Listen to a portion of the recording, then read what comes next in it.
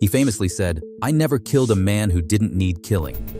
That single boast, etched on Clay Allison's tombstone, captures the lethal chaos at the heart of the Wild West's deadliest gunslingers. Yet behind every legend lies a truth more brutal and often far stranger than fiction. From lawmen ambushed on city streets to shootouts whose story ended under wagon wheels, these are the 15 real faces who turned frontier justice into an American obsession. But what drives someone from restless survivor to infamous outlaw? And who among them was truly the most dangerous of all? Clay Allison strode into the Wild West with a reputation that seemed to grow with every retelling. Born in Tennessee and shaped by the chaos of the Civil War, he carved his legend in the saloons and dusty streets of New Mexico and Texas. Allison's temper was notorious. He once beheaded a man and brought the head into a bar just to make his point clear. In Cimarron, the St. James Hotel became the site of a deadly confrontation with Pancho Griego, a killing confirmed by the local press in November 1875. Deputy Sheriff Charles Faber fell to Allison's gun the following year. Official records show Allison indicted for manslaughter, but later cleared after witnesses testified Faber fired first. Stories swirled about Allison's body count. Some claimed he killed 20 men, others said more, but only a handful are documented outside legend. He brushed up against the law but always seemed to slip away, his name whispered in both fear and awe. Yet for all the tales of lightning draws and theatrical violence, Allison's end came not from a bullet, but a wagon wheel. In 1887, while hauling supplies near his ranch, he fell beneath his own wagon and died instantly. His tombstone in Pecos, Texas, bears the boast that fed his legend: "I never killed a man who didn't need killing." In the Wild West, myth and reality often collided, but in Allison's case, the final chapter was written not with gunpowder, but with irony. Ben Thompson's story cuts straight to the heart of the Wild West's contradictions. Born in England and raised in Texas, Thompson fought for the Confederacy before drifting into gambling halls and gunfights. His skill with a pistol became legend, but it was his nerve that set him apart. In 1881, the city of Austin hired him as city marshal, hoping his reputation would bring order to the booming town.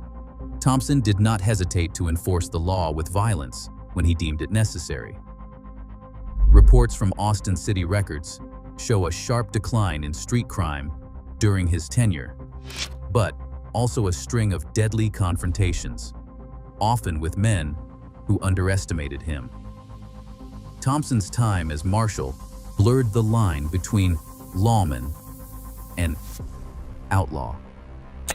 He gambled openly, kept company with notorious figures, and never hid from a fight. Many saw him as a stabilizing force.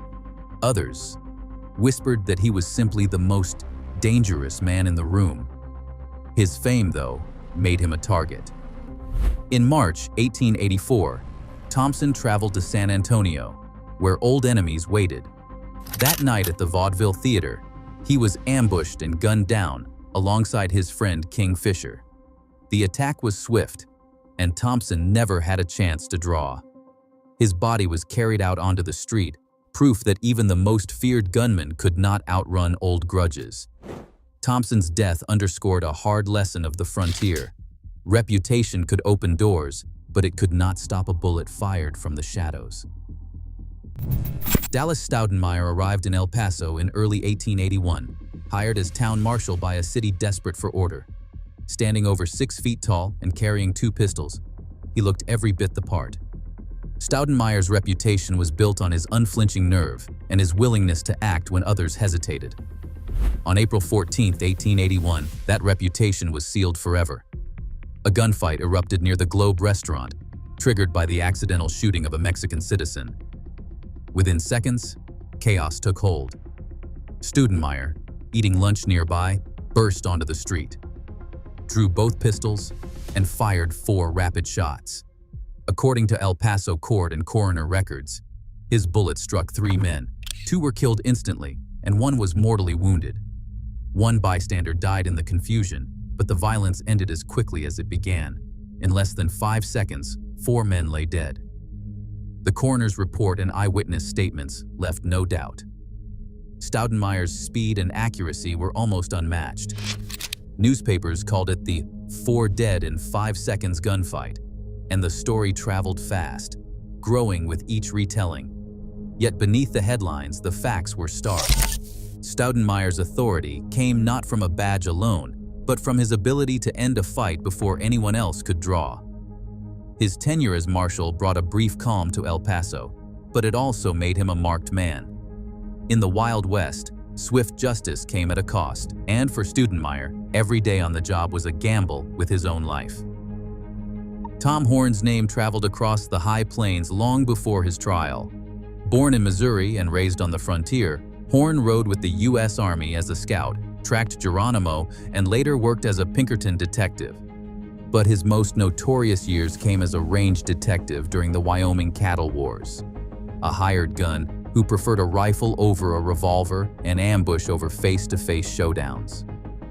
Local ranchers whispered that Horn was responsible for as many as 17 killings, but only one ever led to a conviction. In July 1901, 14-year-old Willie Nickel was shot and killed near Iron Mountain, Wyoming. Suspicion quickly fell on Horn, who had been hired by powerful cattlemen to deal with rustlers and their sympathizers. After hours of questioning in the Laramie County Sheriff's Office, without legal counsel and under the watch of deputies, Horn allegedly confessed to the killing. The confession, scribbled down by lawmen, was riddled with inconsistencies. Later, Horn claimed he was drunk and did not remember making it.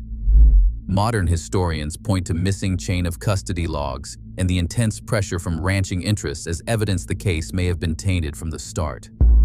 Despite protests and calls for a new trial, Horn was sentenced to hang. On November 20th, 1903, the gallows at Cheyenne delivered the verdict. The debate over Horn's guilt never faded. Some saw him as a cold-blooded killer. Others as a scapegoat for a justice system, eager to appease the powerful. In the story of Tom Horn, the Wild West blurred line between law and outlaw, and the reliability of its courts is laid bare. Wild Bill Hickok stepped into the American imagination long before his death, made him a legend. Born James Butler Hickok in Illinois, he drifted west as a young man, earning his nickname as a Union Scout and later as a lawman in Abilene. Hickok's reputation for calm under fire grew with every duel. His paired Colt Navy revolvers and icy nerve became the stuff of dime novels and front-page headlines. But fame in the West was a double-edged sword. By the summer of 1876, Hickok had traded the marshal's badge for the poker table, drifting into Deadwood, Dakota Territory, a gold rush town where law was thin and grudges ran deep. On August 2, 1876, Hickok took a seat in Nuttall and Mann's saloon, joining a poker game with his back to the door. Local papers later described the room's hush as Jack McCall, a failed gambler nursing a grudge, slipped in behind him. Without warning, McCall drew his pistol and fired once. Hickok slumped over the table, a bullet through his head. His cards, aces, and eights would forever be known as the dead man's hand. Deadwood's Black Hills Pioneer and other newspapers chronicled the killing in detail, feeding a national appetite for stories of frontier violence. Hickok was buried with his boots on, his legend sealed by the manner of his death. In life, he had survived duels and manhunts. In death, he became a martyr to the dangers that came with notoriety. The myth of Wild Bill grew larger, shaped by the same press that reported his fall. It is a reminder that on the frontier, fame could be as fatal as any bullet. William Curly Bill Brocious thrived on the edge of chaos in Tombstone, Arizona. As the leader of the Cowboys, he commanded a loose alliance of rustlers, gamblers, and drifters who moved stolen cattle and whiskey across the border. Brocious had a taste for whiskey and trouble, making him a familiar figure in Tombstone's saloons and court dockets. On the night of October 28th, 1880, a confrontation outside a dance hall changed the town's trajectory. Marshal Fred White tried to disarm Brocious during a rowdy celebration. In the confusion, Brocious's revolver went off, mortally wounding White. Court records from Cochise County show that witnesses, including Wyatt Earp, testified the shooting was accidental. Brocious was acquitted, but the episode exposed the uneasy alliances between outlaws and lawmen in Tombstone. Brocious's reputation only grew after the trial. He became a symbol of the cowboy faction's power, openly challenging the authority of local lawmen and fueling a cycle of violence. The cowboys clashed with the Earps and their allies, turning Tombstone into a powder keg. On March 24, 1882, that fuse burned out at Iron Springs. Wyatt Earp and his posse tracked Brocious and his men into the scrubland. Shots rang out across the sandhills. Brocious fell, killed in the gunfire. Survivors scattered, and the cowboys' grip on Tombstone faded. Brocious's death, recorded in George Parsons' 1881 journal and the Tombstone court docket, closed the chapter on one of the West's most combustible figures, an outlaw whose alliances and vendettas shaped the violence of an entire town. Sam Bass arrived in Texas with honest intentions, working sawmills and racing horses, but the lure of easy money proved irresistible. In 1877, Bass and his gang pulled off a quiet act of betrayal, skimming $88,000 from a Union Pacific gold shipment, a haul that set a new standard for outlaw ambition. Newspapers called it the largest train robbery in American history. Bass, just 26, suddenly found himself flush with more cash than most men would see in a lifetime. Instead of disappearing, he doubled down, turning to a spree of robberies that targeted stagecoaches and trains across the state. Bass's crew struck with precision, often vanishing into the Texas brush before posses could organize a response. The law responded in kind, and the Texas Rangers made Bass their top target. For a year he stayed one step ahead, but the chase took its toll. In July 1878, Bass walked into Round Rock planning another heist. The Rangers were waiting. A gunfight erupted outside a general store. Bass was shot twice and fled into the night, but his wounds were fatal. He died the next day, just 27 years old. The legend of Sam Bass is a study in squandered promise, where greed and bravado burned out fast.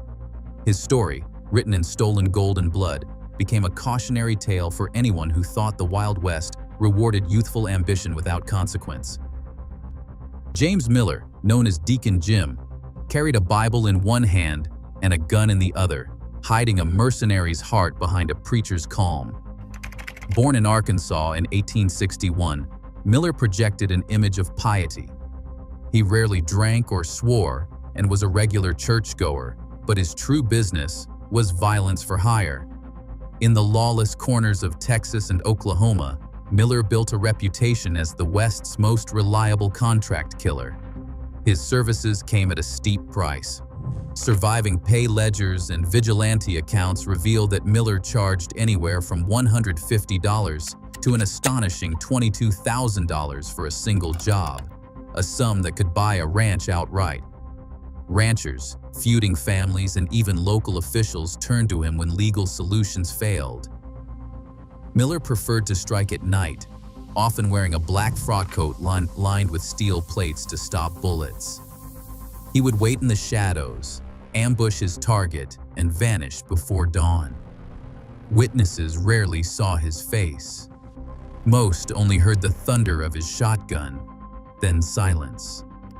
Over the years, at least 14 killings have been tied to Miller, though rumors pushed the number much higher.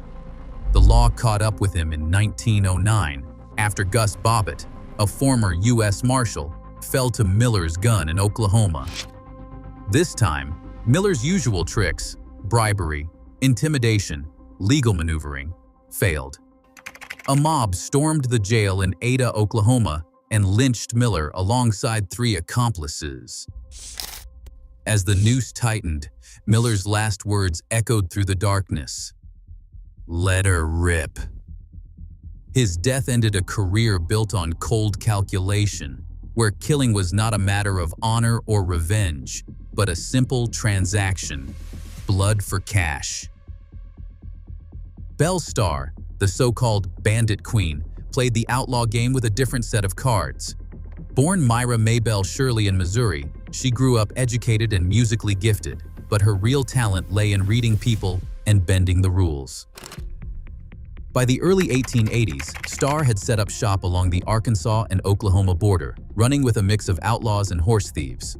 Court records from Fort Smith show her name appearing again and again, indicted for theft, fencing stolen stock, and sometimes for crimes committed in disguise. Yet the charges rarely stuck. Between 1880 and 1886, at least 3 indictments vanished from the docket, and surviving ledgers hint at why: cash payments to sheriffs, jurors, and even a judge or two. Her knack for bribery and charm turned the law into a revolving door. Starr was not just a fence or a thief. She was the glue connecting scattered gangs, including the Youngers and remnants of the James Circle.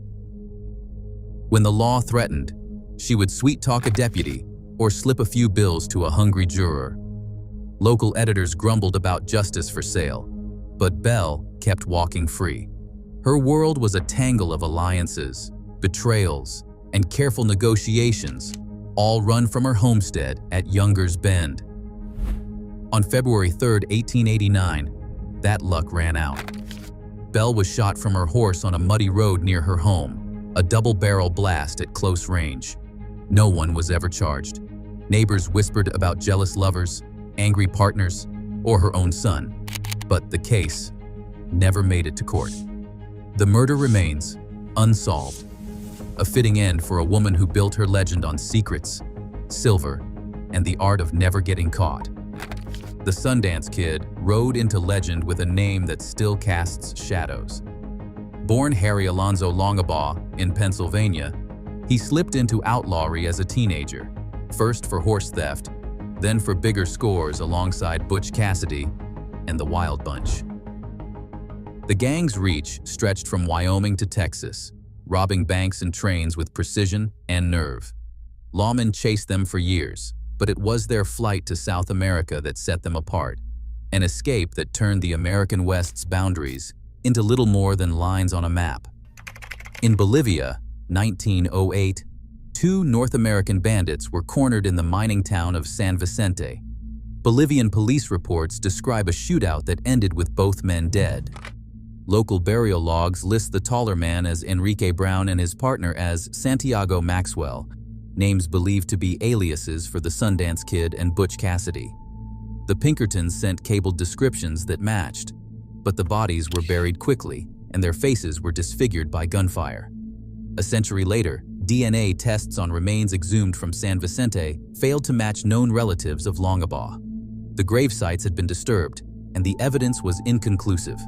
Stories soon surfaced back in the United States. Claims said Sundance lived on as William Henry Long in Utah, quietly dying decades later.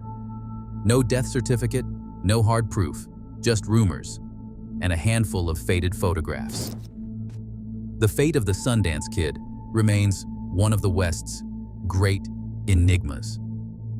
Did he fall in a Bolivian shootout or slip home to a quiet life under a borrowed name?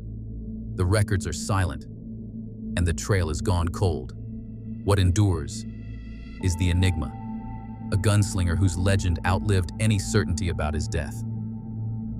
Butch Cassidy, born Robert Leroy Parker, didn't just rob banks, he ran them like a business. In June 1889, Cassidy and his crew hit the San Miguel Valley Bank in Telluride, Colorado, escaping with just over $20,000. The haul wasn't luck. Cassidy mapped the town, timed the escape, and arranged fresh horses at relay points stretching for miles. Bank ledgers and insurance claims from that summer detail the losses, while Pinkerton files note the precision of the gang's getaway. Cassidy's genius wasn't just in planning robberies, but in building a network. The hole-in-the-wall hideout in Wyoming became the Wild Bunch's nerve center. Land records and Pinkerton reports describe a maze of cabins, corrals, and lookouts tucked into a canyon, with only one narrow entrance to guard. Outlaws from different gangs rotated through, pooling resources and sharing information. At its busiest, the hideout supported as many as 50 men, all living by Cassidy's rules, no stealing from each other, and every job carefully logged. Cassidy kept detailed accounts, dividing loot and covering expenses, which helped cement loyalty among his crew. While dime novels painted him as a folk hero in overalls, the records show a man who understood logistics as well as any railroad boss. The Wild Bunch's string of robberies, banks, brains, payroll shipments, owed as much to Cassidy's organization as to his nerve. His story is a reminder that in the West, brains could be just as dangerous as bullets. Cassidy's path would soon diverge from his partners, but his reputation as the mastermind behind the Wild Bunch's most successful years remains firmly stamped in the ledgers and the legends alike. Cole Younger's life began in the shadow of violence. His father was killed by Unionists during the Civil War, a loss that set him on a path from Missouri farm boy to member of Quantrill's Raiders, and, soon after, the James Younger Gang. Loyalty to family and a thirst for retribution drove Younger into a series of robberies that spanned banks and trains across the Midwest. The most infamous attempt came in September 1876, when the gang targeted the First National Bank of Northfield, Minnesota. The townspeople fought back with gunfire, and the raid unraveled in chaos. Cole, along with his brothers Jim and Bob, was captured after a desperate chase through the swamps, badly wounded but alive. Trial transcripts from Rice County detail their sentencing. Life in Stillwater Prison for murder and robbery. Prison records from the next 25 years show a different side of Cole Younger. He worked in the prison shops, earned a reputation for discipline, and participated in religious services. By 1901, parole board minutes recorded his release, citing good behavior and the belief he had changed. Younger didn't vanish into obscurity. Instead, he stepped onto the Chautauqua lecture circuit, sharing the stage with Frank James. Posters advertised the outlaw who reformed, and newspaper clippings from Kansas to Texas covered his appearances. Younger spoke about the cost of crime and the hope of redemption, drawing crowds curious to see a living legend turned moralist. His story, documented in parole files and lecture advertisements, stands apart. A journey from vendetta to public repentance, and a rare glimpse of reform in a world where most gunfighters met only violent ends.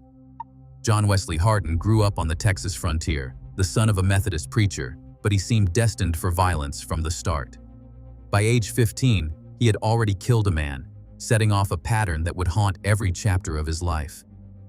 Hardin's intelligence was as sharp as his aim. He read law books on the run and could debate scripture or legal codes with judges and sheriffs alike. Yet his reputation was forged in blood. He moved through cattle towns and gambling halls, quick to anger and quicker to draw, leaving behind a trail of dead men and sensational headlines. The numbers attached to Hardin's name, 21, 42, even more, were often repeated in newspapers and his own autobiography, but historians now believe the real count is lower, though still staggering. Court records and coroner's reports confirm at least 26 deaths, many the result of feuds, drunken arguments, or simple chance. Hardin's notoriety made him a target, and by 1878 he was finally captured by Texas Rangers and sentenced to 25 years in Huntsville prison. Behind bars, Hardin transformed himself. Prison rolls from Huntsville document his progress. He taught himself law, helped fellow inmates with their cases, and eventually earned a law degree.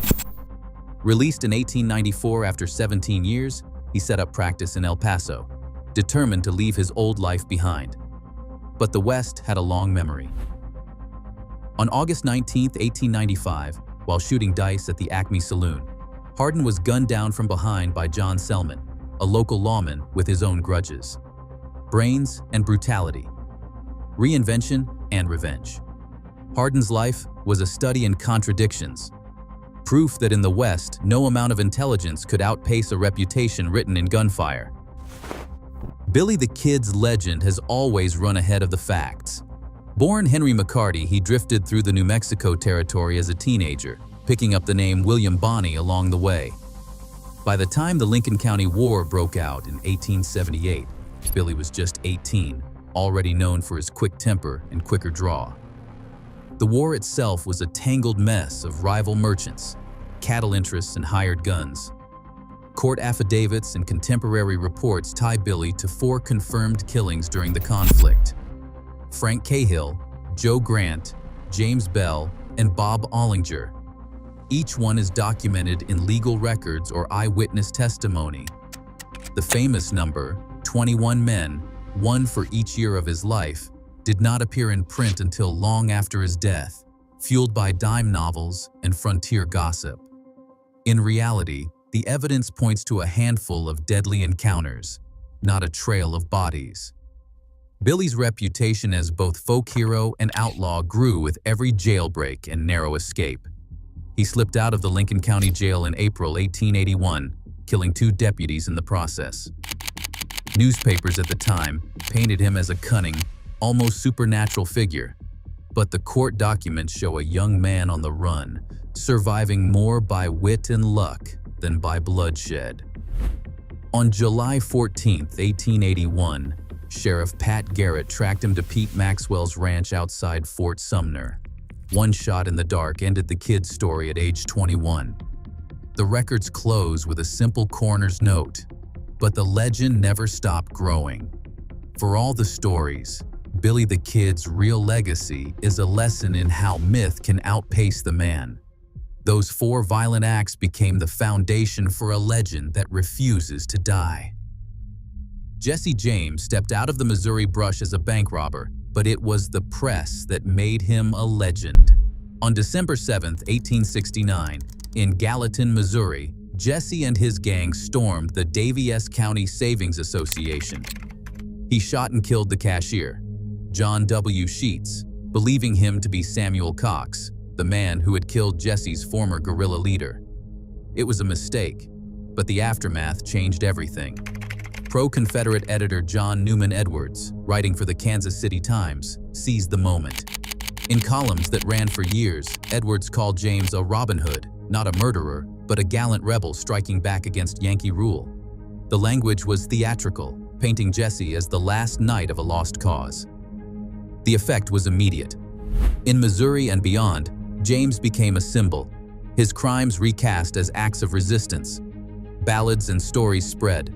Dime novels followed, each one blurring the line between fact and fantasy. The real Jesse James was a careful planner, leading his gang through a string of robberies across the Midwest. Pinkerton agents tracked him, governors posted rewards, but the myth only grew stronger. Public sympathy, stoked by Edwards's pen, shielded him from the law. Even after the Gallatin killing, many in Missouri saw him as a hero, not a hunted outlaw. But fame had its price. By 1882, Jesse's circle was shrinking. The Ford brothers, Robert and Charlie, joined his gang, but trust was thin. On April 3, 1882, in St. Joseph, Missouri, Jesse stood on a chair to dust a picture. Robert Ford drew his pistol and shot him in the back of the head. The news traveled fast. Ford testified at the inquest, but the public called him a traitor, a coward who killed the folk hero for reward money. Edwards's obituary thundered with outrage, and Jesse's mother had his gravestone carved with the words, "Murdered by a traitor and coward whose name is not worthy to appear here." The legend was sealed. Jesse James, once a bushwhacker and bank robber, became a martyr to the cause of Southern memory and American myth. His story, shaped as much by headlines as by gunfire, stands as the final proof that in the Wild West, the deadliest weapon was sometimes the printing press. The line between outlaw and hero remains razor thin, a blur shaped by hype, headlines, and hindsight. Today, American gun culture still draws on these legends, fueling everything from Hollywood scripts to political debate. As fact and fiction continue to intertwine, the myth endures, shaping how violence, and those who wield it, are remembered.